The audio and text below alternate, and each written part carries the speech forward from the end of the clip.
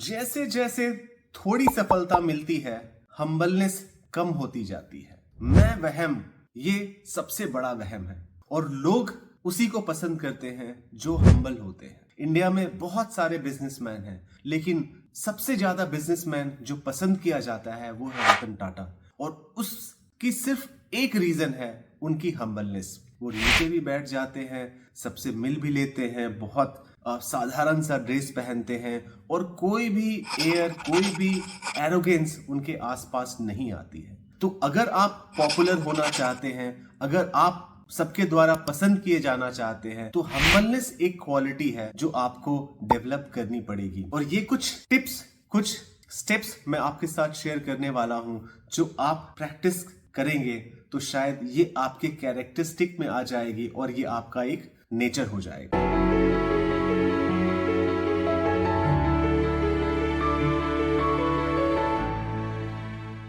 पहला है celebrates others success. अगर आप महेंद्र सिंह धोनी को देखेंगे, उन्होंने सारे टूर्नामेंट्स जो वर्ल्ड के होते हैं, जो एक कैप्टन का सपना होता है जीतने का, उन्होंने जीता है। लेकिन जब वो मैच जीत जाते हैं, ट्रॉफी ले लेते हैं और टीम के पास आते हैं, तो वो ट्रॉफी अपनी टीम को हैंडओवर करके सीधा पीछे चले जाते हैं। ये हम्बलनेस महेंद्र सिंह धोनी को बाकी सारे प्लेयरों से अलग बनाती है और यही उनकी हम्बलनेस लोग पसंद करते हैं और इसलिए शायद वो बहुत पॉपुलर प्लेयर हमारे देश के हैं। एपीजे अब्दुल कलाम, प्रेसिडेंट तो बहुत हुए, साइंटिस्ट भी बहुत हुए, लेकिन आज भी लोग एपीजे अब्दुल कलाम को इसलिए याद करते हैं क्योंकि वो हम्बल थे, सबसे मिक्स हो जाते थे, सबके साथ मिल जाते थे, वो दूसरों की सफलता पे खुश होते थे। जो स्टूडेंट अगर उनको, जिसने किताब लिखी है और उनके पास वो किताब लेके जाता था, तो वो काफी खुश होते थे। He used to celebrate other success. So that is something which is very important, जो आपको आपके डे टू डे लाइफ में इनकलकेट करनी चाहिए। दूसरा, stay grounded in success. Failure में तो आपको दुनिया ग्राउंडेड कर देती है, लेकिन जब सफलता मिलती है तो ग्राउंडेड होना बहुत जरूरी होता है। आप स्टार्टअप डोमेन में अभी देखते होंगे कि बहुत सारे स्टार्टअप, जिनकी स्टार्टअप प्रॉफिटेबिलिटी नहीं हुई है, बट जैसे फंडिंग हो जाती है उनमें एरोगेंस आनी बढ़ जाती है। उनकी बातचीत में, उनके इंटरव्यू में आप देख सकते हैं उनमें कितना एरोगेंस आया है। लेकिन जैसे जैसे आपको सफलता मिलती है, आपको हम्बलनेस डेवलप करनी पड़ेगी। वो ऑटोमेटिक आपके नेचर में नहीं आएगी, ये आपको प्रैक्टिस करना होगा। आप नारायण मूर्ति को देख लीजिए, वो सीन कोई भूल सकता है जब उन्होंने एक टाई के फंक्शन में, जब रतन टाटा उनको अवार्ड देने गए थे, तो उन्होंने भरी पब्लिक के सामने उस फोरम में उनका पैर छू के उनसे आशीर्वाद लिया था। ये होती है हम्बलनेस। तो जब सफल आप हो जाए तो आप हम्बलनेस जरूर रहिए। So be humble in success. Third is give credit to others. अगर आप अच्छा काम करते हैं, अगर आप अच्छे स्टूडेंट हैं, तो सारे लोग जान जाएंगे। जिसको जानना चाहिए वो जान जाएगा। आपको डोरा पीटने की जरूरत नहीं है कि आपने ये किया, आपने वो किया, आपने ऐसा किया, आपने वैसा किया। Always give credit to others, क्योंकि जब आप एक टीम में काम करते हैं, एक ऑफिस में या फिर एक किसी भी प्रोजेक्ट पे, तो ये सबको मालूम होता है कि एक टीम वर्क होता है। तो जब आप टीम को क्रेडिट देंगे तो वो टीम आपके साथ रहेगी और आप उतने ही अच्छे फ्यूचर में रहेंगे, उतने ही अच्छे मैनेजर, उतने ही अच्छे एम्प्लॉय बनेंगे जितनी अच्छी आपकी टीम हो। सो टीम को हमेशा साथ लेके चलिए और हमेशा टीम को क्रेडिट दीजिए, क्योंकि जब आप अपने बारे में बहुत ज्यादा बताएंगे या फिर टीम ने जो किया है सिर्फ आप क्रेडिट लेंगे, तो शायद लोग आपको उस समय थम्स अप और लाइक्स कर दें,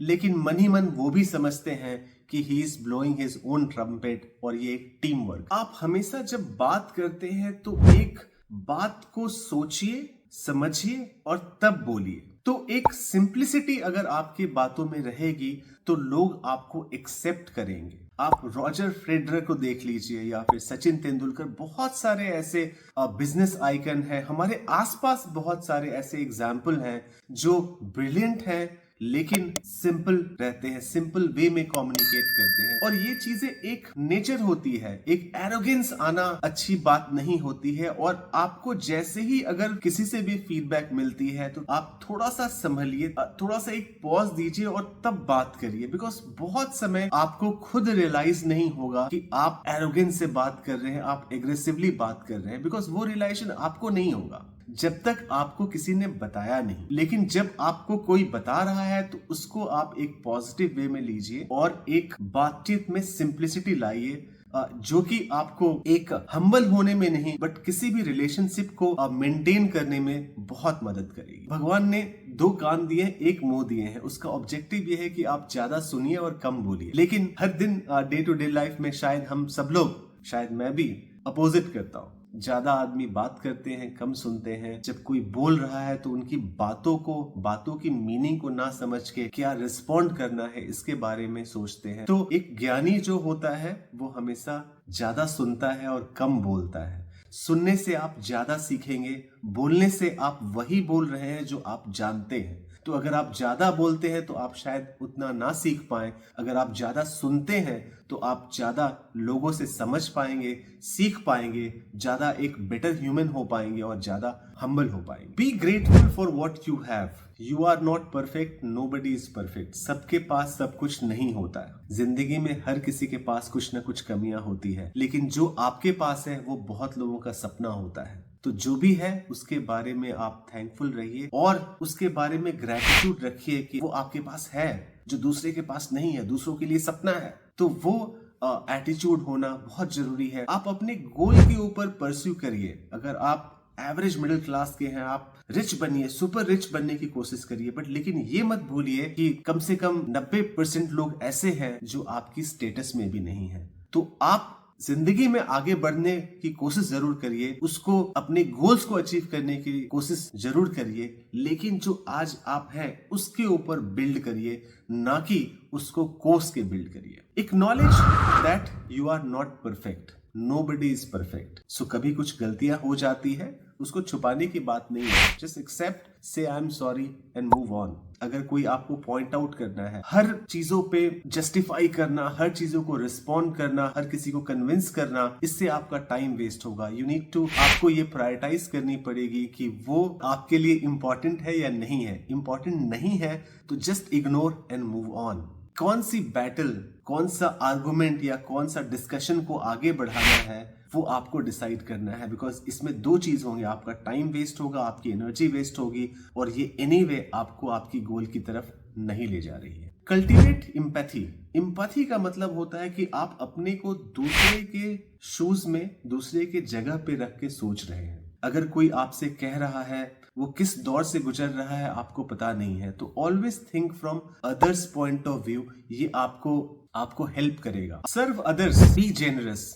जनरली जब हम किसी से बात करते हैं तो बाय नेचर ये होता है कि हम अपने एजेंडा पे आ जाते हैं। मुझे क्या चाहिए, मुझे क्या प्रॉब्लम है, या मुझे क्या उनसे चाहिए। बट किसी भी, अगर आपको हम्बलनेस डेवलप करनी है तो आपको जेनरस होना पड़ेगा और आपको दूसरे के पॉइंट ऑफ व्यू से सोचना पड़ेगा। You need to think from others perspective. Surprise people, लोगों का इंटरेस्ट जानिए। अगर आप लोगों में इंटरेस्ट दिखाएंगे, लोगों को क्या पसंद है, क्या नापसंद है, उसका ख्याल रखेंगे, उनको थैंक यू बोलेंगे, कभी कभी सरप्राइज करेंगे, कभी कोई गिफ्ट देंगे। और गिफ्ट का मतलब कोई एक्सपेंसिव गिफ्ट नहीं होता है। कोई किसी को आर्टिकल भेज दिया या किसी को जो पसंद है छोटी सी गिफ्ट कर दी, उससे क्या होता है कि उनको लगता है कि आप उनके बारे में कंसर्न है, उनके बारे में सोचते हैं। तो जब उनके बारे में आप सोचना शुरू करेंगे, उनके बारे में जेनरस होना शुरू करेंगे और उनको पहले रखना शुरू करेंगे देन योर ओन इंटरेस्ट, तो ऑटोमेटिकली जो दूसरा आदमी है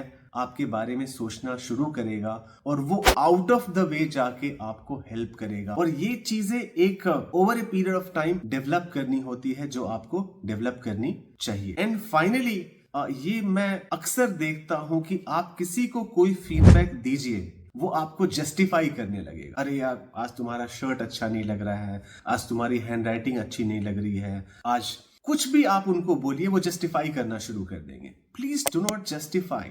फीडबैक के ऊपर फीडबैक देने से आपका नुकसान है, क्योंकि अगर कोई आपको फीडबैक दे रहा है इसका मतलब कि वो कंसर्न है आपके बारे में, वो चाहता है कि आप इंप्रूव करें, वो चाहता है कि आप बेटर हो।